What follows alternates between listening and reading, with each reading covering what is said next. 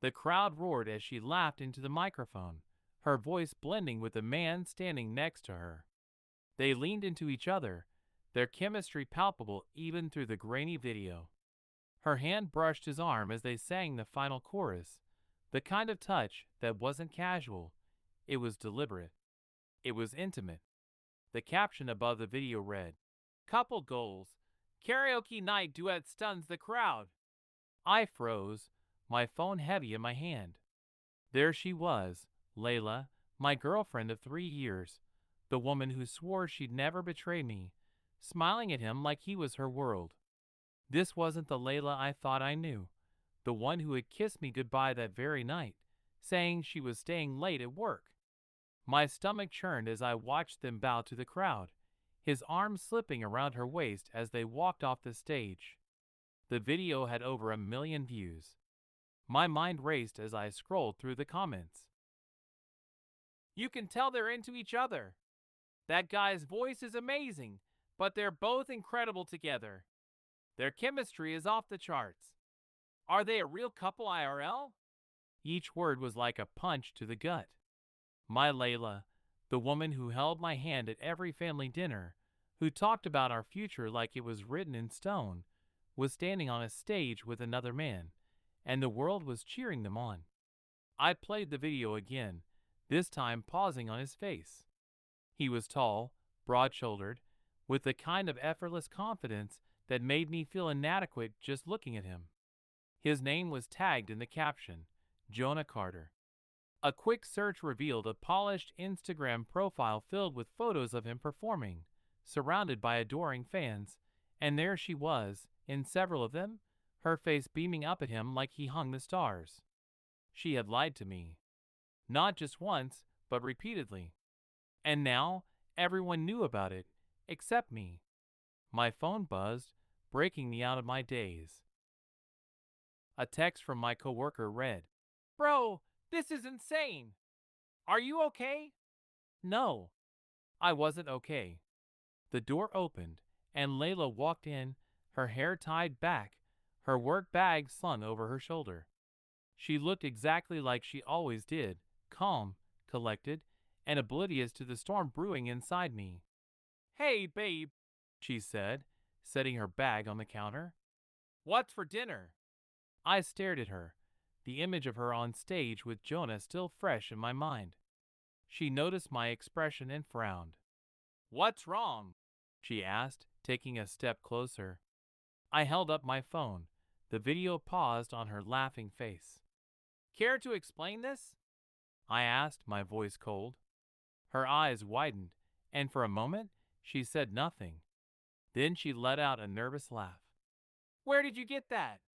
"It's everywhere, Layla," I said, my grip tightening on the phone. "Who is he?" Her face flushed as she crossed her arms. "It's just Jonah," she said quickly. "We're friends. We sing together sometimes. It's not a big deal." "Not a big deal?" I repeated, my voice rising. "You're holding his hand on stage. He's got his arm around you. People think you're a couple." "It's not like that," she said, her voice defensive. "You're overreacting." "Am I?" I shot back, stepping closer. "Because it sure looks like you've been sneaking around behind my back." "How long has this been going on?" "It hasn't," she said, her voice cracking. "Jonah and we have a connection, but it's not what you think." "A connection?" I said bitterly. "You mean an affair?" She flinched but didn't deny it. Instead, she looked away, her hands trembling. "It didn't mean anything," she whispered. "Didn't mean anything?" I said, my voice shaking. "You've humiliated me, Layla. Not just privately, but publicly. Everyone's seen this." Her tears started falling, but I didn't feel any sympathy. She reached for my hand, but I pulled away. "I trusted you," I said quietly. "And this is what you do. You throw it all away for some guy who sings karaoke with you?" "It wasn't like that," she insisted, her voice desperate. I didn't mean to hurt you. Please, Adrian, let me explain. You've done enough, I said, stepping back.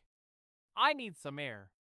I grabbed my keys and walked out the door, leaving her standing there, her tears falling silently as the weight of her betrayal hung between us like a storm cloud.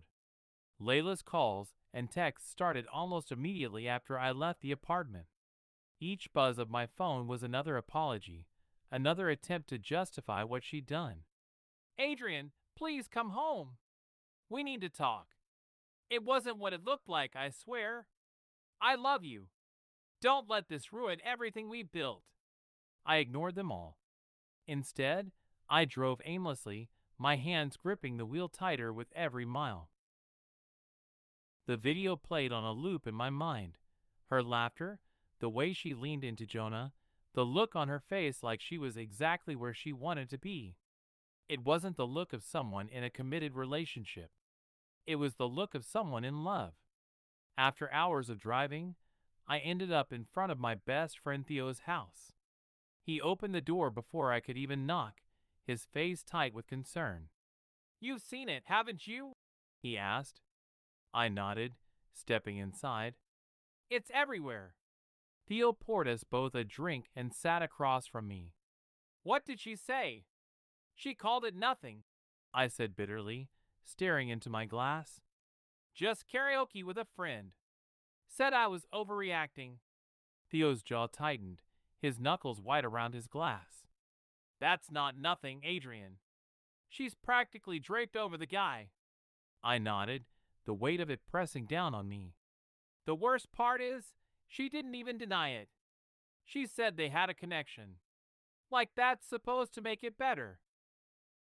Theo shook his head, his expression dark. You deserve better than this, man. She's been lying to you for who knows how long. And now it's all over the internet. The truth in his words stung, but I couldn't argue with him. I'd spent 3 years building a life with Layla, trusting her, believing in her. And now, it felt like it had all been a lie. Do you think she's been cheating? I asked, my voice quieter now, almost afraid of the answer. Theo hesitated, then said, if she hasn't yet, she's on the edge of it. Emotional cheating is still betrayal, Adrian. And from the looks of that video, it's already more than just emotional. His words hit me like a punch to the gut, but I needed to hear them. For too long, I'd been ignoring the small red flags, the late nights, the vague excuses, the way her phone always seemed to be glued to her hand. She chose him, I said finally, the realization settling over me like a heavy weight.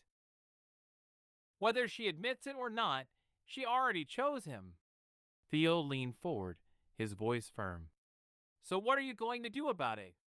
I thought about Layla's texts, her apologies, the way she looked at me when I confronted her. Part of me wanted to believe her, to give her the benefit of the doubt. But the other part, the one that had watched that video and seen the truth, knew I couldn't. I'm done, I said, my voice steady. If she wants to be with him so badly, she can have him. Theo nodded, a hint of relief in his expression. Good. Because you deserve someone who doesn't make you question your worth. For the first time all night, I felt a sliver of clarity. Layla had made her choice.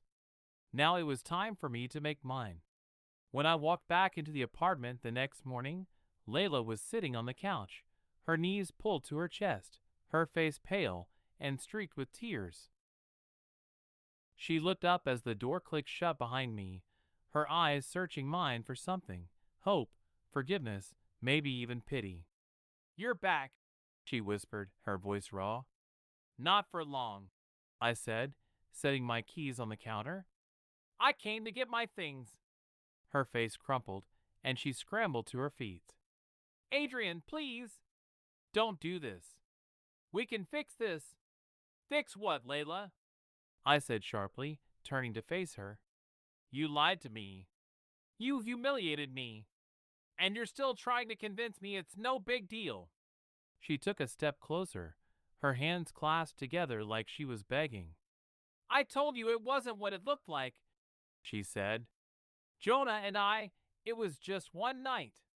It didn't mean anything. One night, I repeated, my chest tightening. You're still lying. I saw the photos, Layla. You've been with him at more than one karaoke night.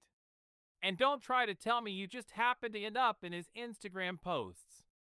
Her mouth opened, but no words came out. She looked away, her shoulders slumping as the truth finally broke through her defenses. I didn't want to hurt you, she said quietly. I didn't know how to tell you that things between us haven't felt right for a while. I laughed bitterly, shaking my head. So instead of talking to me, you ran to him? And you think that makes it better? Tears streamed down her face, but I felt no sympathy. I was scared, she said, her voice trembling. I didn't want to lose you, but I didn't know how to fix what we had. You didn't want to lose me, I said, my voice cold. But you didn't mind disrespecting me. You didn't mind letting the world think you're with him while I'm at home, trusting you. She stepped closer, reaching for my hand, but I stepped back. Adrian, she pleaded, I made a mistake. A terrible mistake. But I love you. I always have. I stared at her, the woman I'd once believed was my future, and felt nothing but exhaustion. Love? I said, my voice heavy with disbelief. You don't treat someone you love like this, Layla. You don't betray them and then cry when it all falls apart. Her sobs grew louder, but I couldn't bring myself to care. I walked past her to the bedroom, grabbing the suitcase I'd left half-packed the night before. When I returned to the living room, she was still standing there, her hands covering her face. This is it, I said, my voice steady. I'm done. She looked up, her face streaked with tears. Don't go, she whispered. Please. I'll do whatever it takes to make it up to you. You made your choice, I said simply. And now I'm making mine. I walked to the door, her voice following me. Adrian, please. Don't let it end like this. I turned to face her one last time, my chest tightening but my resolve unwavering. You ended this the moment you chose him over me.